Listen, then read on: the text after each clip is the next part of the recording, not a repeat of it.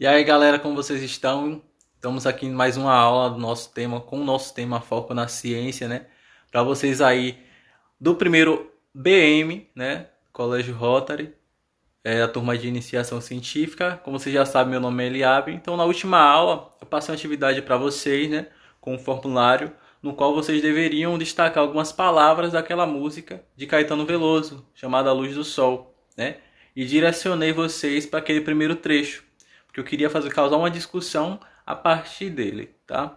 Então, olhei as respostas de vocês, né?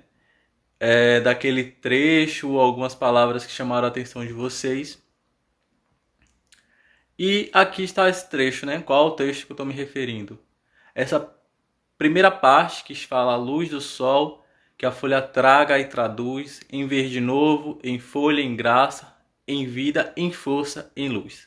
Então, o que eu pedi para vocês fazerem foi a observação da música, certo? A observação da letra e só isso, e destacar palavras que chamassem a atenção de vocês. Então, esse primeiro passo que vocês deram foi a observação, que eu vou trabalhar aqui logo mais com vocês, né? Então, depois a gente vai ver as hipóteses. O que é hipótese, né? Então, para essa música, né, que eu quero levantar com vocês, que a gente pode levantar algumas hipóteses do que Caetano está se referindo ao cantar esse trecho. Então, temos nesse momento aqui de discussão. Então, coloquei aqui dois exemplos. Seria um, ele poderia estar falando do processo de fotossíntese. E outro, ele só poderia estar apreciando a natureza, como ele fala nos outros trechos, né, da música. Se vocês observarem, ele fala de rio, fala de sol, fala de terra. Então, há várias interpretações. Mas para esse primeiro trecho, a gente está falando, ele está se referindo ao processo de fotossíntese, que é sabido, né, que as plantas elas têm essa capacidade de absorver a luz do sol, né, e transformar em energia química, fazendo a síntese de compostos orgânicos, liberando oxigênio, né, e para isso ela absorve essa luz do sol, CO2, que é o dióxido de carbono, e água. Como a gente pode estar observando nessa ilustração aqui, esse GIF, né? A liberação do O2, a absorção da luz, do CO2 e da água pela planta e a síntese de um composto orgânico, né, que vai servir para alimento da planta. Então, o que é observação? A observação é uma das etapas da metodologia científica. Ela consiste em perceber, ver e não interpretar. Foi o que vocês fizeram. Vocês observaram a letra, né, da música, só destacaram alguns pontos, mas vocês não interpretaram de imediato. Então a observação é relatada como foi visualizado, sem que a princípio as ideias interpretativas dos observadores sejam tomadas. Então vocês não interpretaram a música naquele momento. Pelo menos eu não pedi para vocês interpretarem, apenas observarem o que vocês veem, o que vocês escutaram. Então aqui eu trouxe um experimento que é de um comprimido efervescente de água. A gente pode estar muito bem associando isso à vitamina C, que a gente compra nas farmácias e coloca em água. Vai ter esse mesmo fenômeno acontecendo, né? Que esse borbulhamento ali.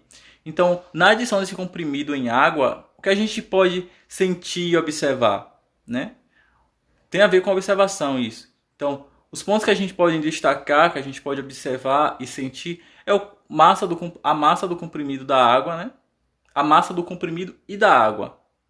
Nesse caso, a gente pode perceber, ter uma noção do volume da água, ter uma noção do tamanho do comprimido e até mesmo pegando, né, sentindo o peso dos mesmos. No caso da água, em um copo. A temperatura da água, se a gente colocar ali, nossa mão ali tocando o copo, a gente vai sentir se essa água está gelada, se não está, se está quente, se está normal, uma temperatura ambiente.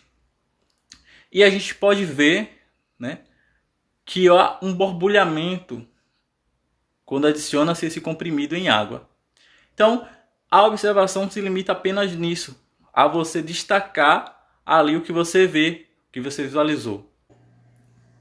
Bom, e dentro da hipótese, né, nós vamos defini-la aqui, que a hipótese é uma explicação então provisória do fenômeno estudado.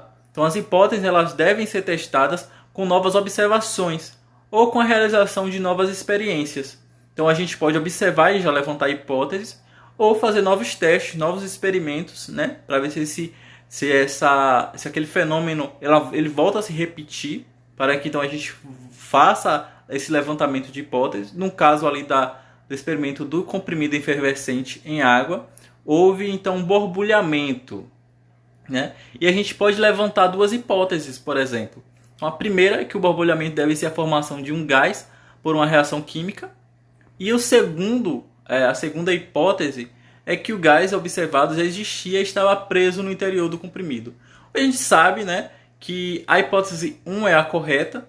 Então esse gás é devido a uma reação química que ocorre. Então a liberação e fazendo então que haja esse fenômeno de borbulhamento que a gente pode evidenciar, né, colocando um comprimido efervescente, vitamina C em água. E então constatamos, concluímos, né, essa segunda parte do nosso curso sobre ciência. E na próxima aula a gente vai falar mais um pouco sobre os outros tópicos que eu abordei lá na ementa no primeiro dia de aula. Tá? Então, vou passar uma atividade, né, para vocês fazerem também observação e hipótese. E aí vocês me encaminham e eu vou estar enviando junto com a videoaula aqui para a sala do Classroom.